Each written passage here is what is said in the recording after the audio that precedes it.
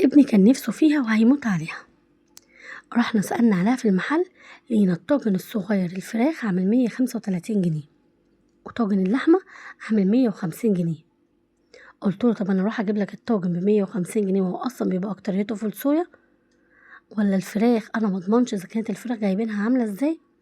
تعالى يا عم الحاج اديني بس ال135 جنيه وانا هعملك بدل الطاجن 2 وبدل الصينية 2. نزلت كده ورحت جايبة 1.5 كيلو من البانيه، وكمان معايا 2 قرن فلفل الوان، واحد احمر وواحد اصفر، وعندي 3 حبات من البصل لكل نص كيلو بصلايه. احنا بنحبها سبايس شويه، فحطيت كده 6 حبات من الفلفل الحار. ضربنا الكلام ده كله مع بعض، وبعد كده نزلت كده بقى بصينيه كبيره فيها ماده دهنيه، ونزلت بال3 بصلات.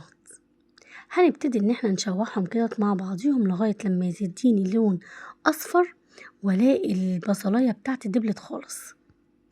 بالطريقه دي هقلبها كده شويه اضمن بس ان هي ما لزقتش مني ولا حاجه، وبعد كده هننزل بالفلفل الحار برضو تقلبتين كده، واول ما اشم كده ريحه الفلفل هنزل على طول بالفلفل الالوان اللي هو واحد اصفر وواحد احمر. لو انت حابه تستغني عنه او مثلا غالي عليكي شويه وانت عايزه توفري، ممكن تقدري تحطي فلفل رومي عادي. وبعد كده هننزل ب1.5 كيلو من البانيه اللي احنا مقطعينه مكعبات صغيره، وهنبتدي ان احنا نقلبهم كده مع بعضيهم لغايه لما يستوي. انا مش هحط اي بهارات خالص الا لما البانيه بتاعي يستوي كده واضمن ان هو استوى، عشان خاطر ما ينزلش ميته ويوصل معايا للمرحله دي. البهارات بقى بتاعتي عباره عن فلفل اسود وبهارات فراخ وسنه كده من الكمون وال7 بهارات، وهحط كمان رشه من جوز الطيب ورشه من القرفه صغيره جدا، وكمان هحط بهارات الشاورما السوري. اديتها تيست عالي جدا وكانت طعمها خطير. هنقلب كده بقى المكونات كلها مع بعضيها، وكده خلاص الشاورما بتاعتي جاهزة للتقديم. هنا بقى عشان خاطر اعمل احلى بشر هنحط 1 كيلو من اللبن الجاموسي اللي هو اللبن اللي لسه بخيره، وانا كان عندي نص كيلو وحطيت منه حوالي ربع كيلو، يعني انا كده عندي 1.25 كيلو من اللبن، وكان في كده حتة قشطة كمان انا ضفتها. ونزلت بربع كيلو من الدقيق ورشة كده من الفلفل الاسود عشان ما عنديش فلفل ابيض، وكمان رشة كده صغيرة من الملح. انا ما بعتمدش خالص الماجي، ما بحبش الماجي في البشاميل.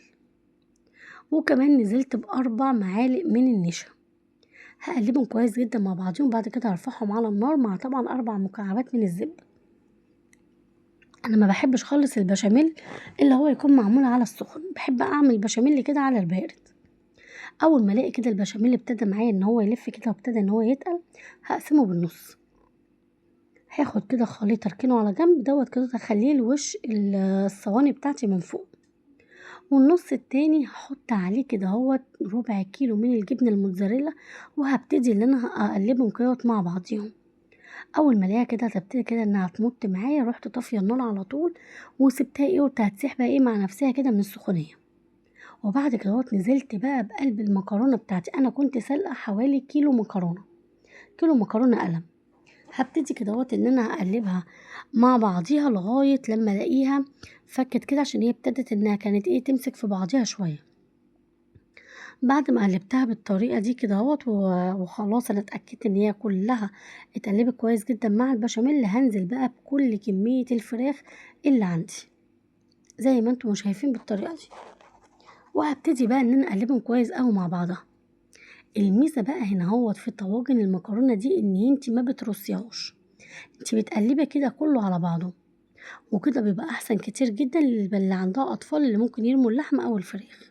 ابتديت بقى ان انا اجيب الصينيه دي كده وابتدي ان انا احط فيها البشاميل. في ناس بتحب تخزن البشاميل في الاطباق الفويل وتشيلها لما يكونوا محتاجينها، بيبتدوا ان هم يطلعوها ويحطوها على طول في الفريزر. طبعا الامتحانات جايه واحنا محتاجين حاجات زي كده بحيث ان احنا لما نبقى جايين مثلا من دروس ولا حاجه نطلع ونسخن ونحطها على طول في قلب الفرن يبقى جاهزه معانا. دي طبعا الصينيه التانية اللي احنا عملناها، اللي هم يعتبر ان احنا هنخليها كالعشوه كده. وهنا كمان عملت 2 عدد من الطواجن، هما بيحبوا الطواجن كده قوي، بتبقى خفيفة كده اهوت، هما بيحبوها جدا جدا جدا. يعني حتى لو هعمل طواجن بشاميل او طواجن مكرونة، بيحبوا الطواجن عامة عن الصواني بقى وغرف الاطباق والدنيا دي كلها.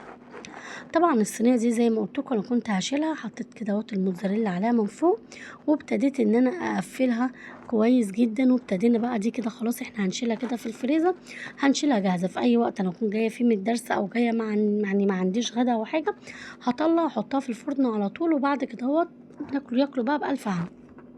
والطاجن دوت كده زي ما انتم شايفين حطيت برضو على وشه كده موتزاريلا، ورحت مدخلاه الفرن وقلت له تعالى بقى كده يا معلم دوق واني ذواق. عجبتهم جدا جدا جدا بجد. احنا كده كده مش اول مره نعملها، بس يعني ما كلفتناش كتير، وعملنا منها كميه كبيره، ولا 135 بقى ولا 150 جنيه. ومن الفيديو ده للفيديو جاي هسيبكم في رعايه الله.